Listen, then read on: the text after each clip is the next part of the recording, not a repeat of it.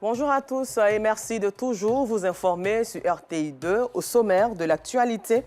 C'est bientôt la fête de la Tabaski. À cet effet, des rénovations ont été apportées pour l'installation d'un parc à bétail dans la commune d'Adjamé.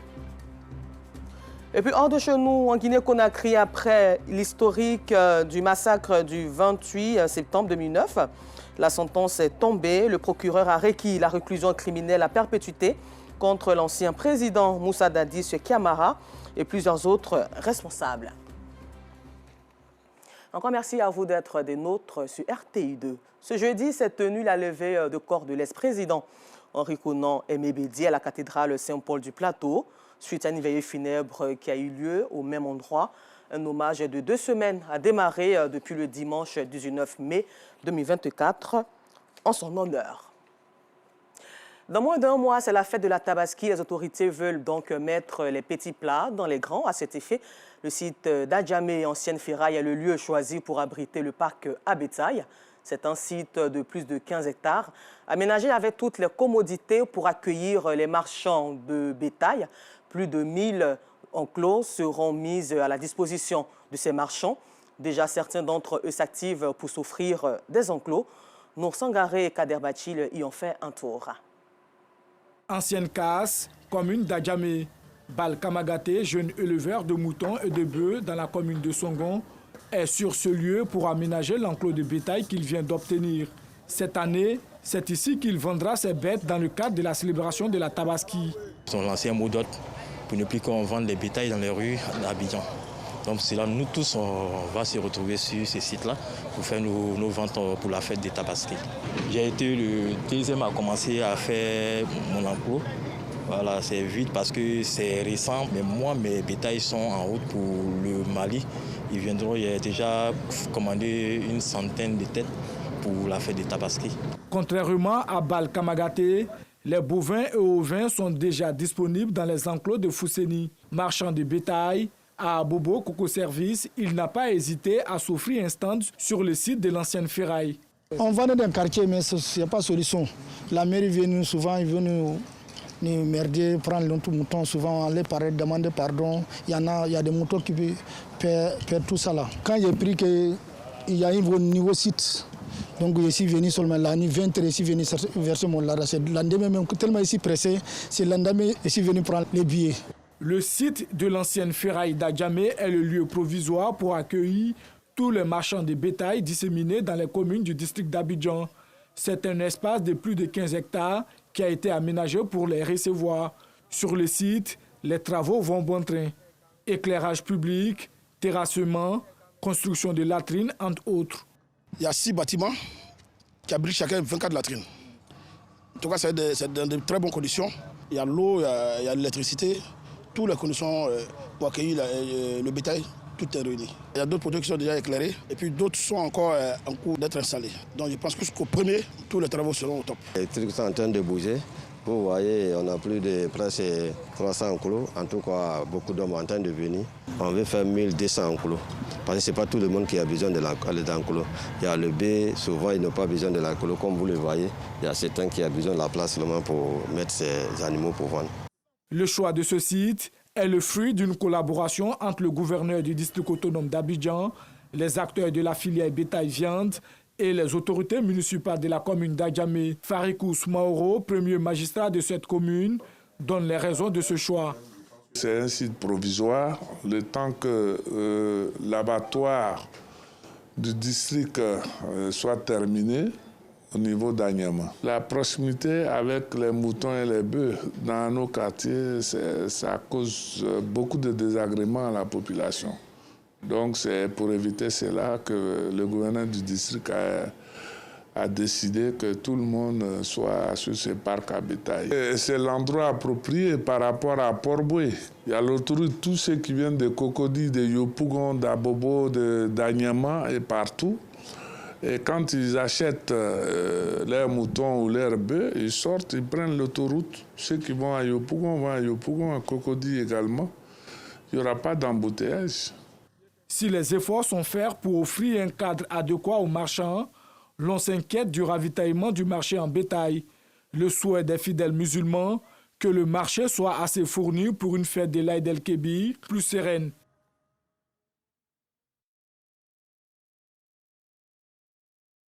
Mais plusieurs articles sont proposés par les commerçants aux voyageurs et aux transporteurs. La présence des commerçants amène donc ces voyageurs à trouver des articles de la nourriture plus proches des gares. Aïcha Guiri et Assitan Diarra est au cœur de cette ambiance. Autour de cette gare routière dans la commune d'Adjamé, plusieurs articles sont proposés par les commerçants aux voyageurs. C'est bientôt les vacances scolaires et vendre des jouets est une aubaine pour Adja Traoré.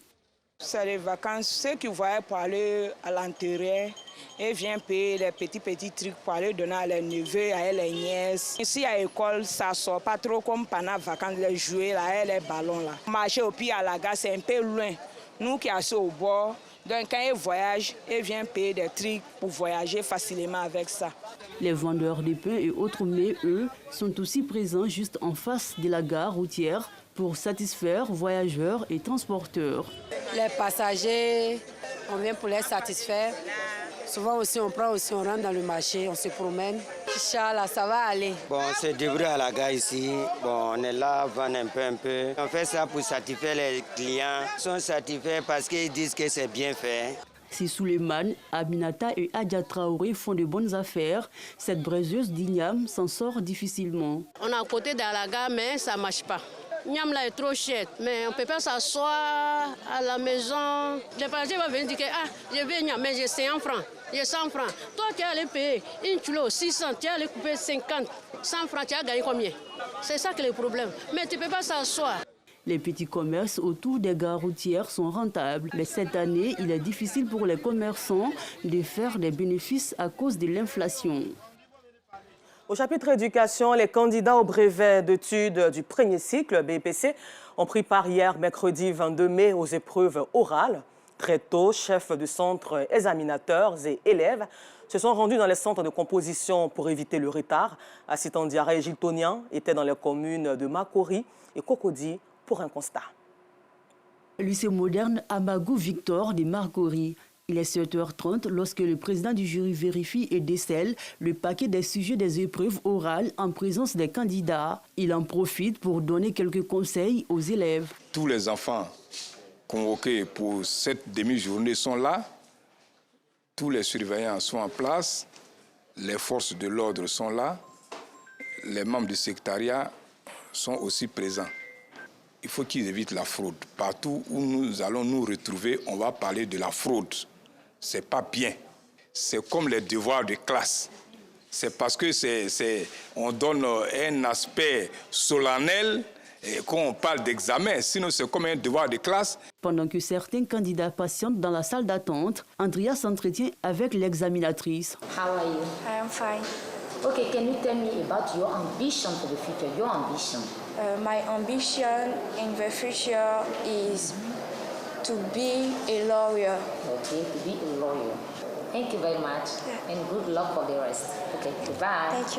Je pense que le niveau est assez bon. Puis ils sont vraiment à l'aise. J'espère que ça sera pareil pour les autres. Quand ils viennent, il faut qu'ils s'expriment. Ce qu'ils ont à l'intérieur, qu'ils fassent sortir. Il ne faudrait pas qu'ils aient peur. Après avoir répondu aux différentes questions, Andrea est confiante. Elle m'a posé des questions qui étaient à mon niveau en fait. Donc je peux dire que l'oral s'est bien passé. Le message que je voulais passer à mes amis, mes camarades, c'est juste pour vous dire qu'il ne faut pas stresser quand on vient à l'oral d'anglais. Parce que les questions qu'ils vont nous poser, c'est à notre niveau. Il faut toujours bien apprendre ces leçons. Dans cette école privée située dans la commune de Cocody, le constat est le même. Le président du jury fait le tour des salles pour s'assurer du bon déroulement des épreuves. Tout se passe très bien. Le centre s'est ouvert à 7 h. Nous y étions déjà bien avant. Nous avons au total 720 candidats attendus et 5 salles d'attente. Nous avons tous nos interrogateurs présents. Ça s'est bien passé, je me suis débrouillé, j'ai répondu aux questions. Je souhaite bonne chance à mes amis. Cette année, on doit avoir. Cette année, ce sont 647 450 candidats qui prennent part aux épreuves du brevet d'études du premier cycle. À la page religion, ce lundi 20 mai 2024, l'église de l'Union des églises évangéliques, services et œuvres de Côte d'Ivoire, UOCC de Cocody, a organisé La 32e édition du culte de louange et d'action de grâce, CLAC 2024, qui se célèbre tous les lundis de Pentecôte. À cette occasion, un colloque scientifique sur la culture et la louange a été initié. Stéphane Assouan et Yassit Andiara. Seigneur, pour les paroles, nous avons besoin, Seigneur, de ta sagesse. C'est par la prière que le colloque de la 32e édition du culte de louange et d'action des grâces dénommé CLAC 2024 a commencé. Louange et culture, rupture ou continuité thématique de cette année. Parler de louange et culture, c'est essayer de s'interroger par rapport à la validité de certaines pratiques aujourd'hui. Nous sommes dans une société en mutation où il y a des choses que nous faisons aujourd'hui dans nos églises, dans le sens de la louange, qui doivent être en conformité avec l'Évangile. Ce colloque scientifique sur la culture et la louange est animé par le professeur Guy Bléon avec le sous-thème « Ni rupture, ni continuité, enjeu d'un réencodage ». On a vu pas mal de débordements dans les églises, dans les chants des chrétiens, où on a des danses vraiment qui ne sont pas à la gloire de Dieu. Les pas de danse comme le mapuka, comme Undombolo, dénaturent le message. On s'intéresse plus aux pas de danse, donc aux mélodies, qu'au contenu lui-même. Et c'est très important donc de revenir donc au contenu.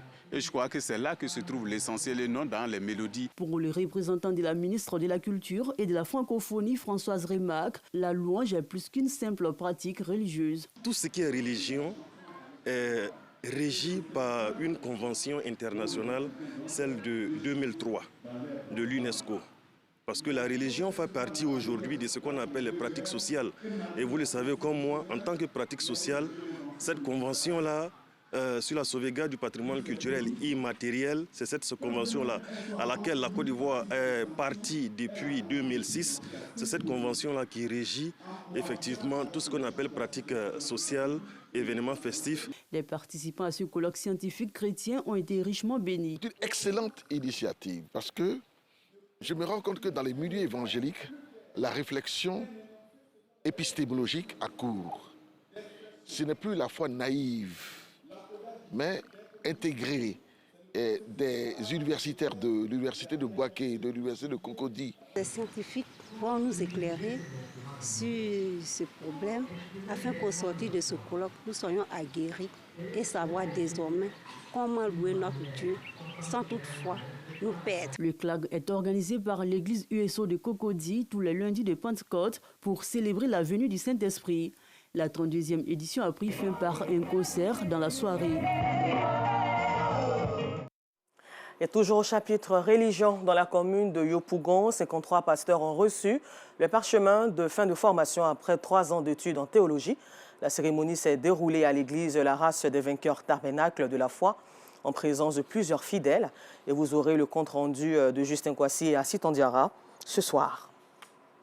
Hors de chez nous, au procès historique du massacre du 28 septembre 2029 en Guinée-Conakry, l'une des pages les plus sombres de l'histoire moderne du pays, le procureur a requis la réclusion criminelle à perpétuité contre l'ancien président Moussa Dadis Camara et plusieurs autres responsables.